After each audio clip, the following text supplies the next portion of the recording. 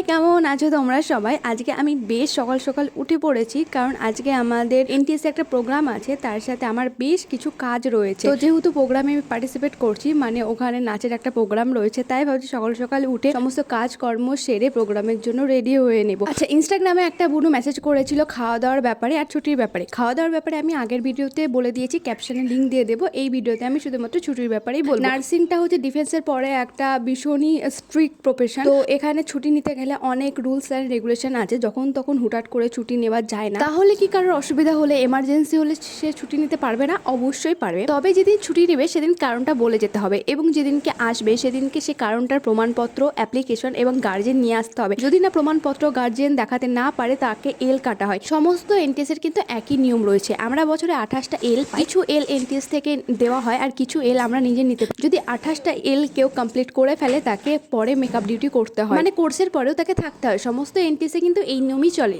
আর কোনো প্রশ্ন থাকলে করো।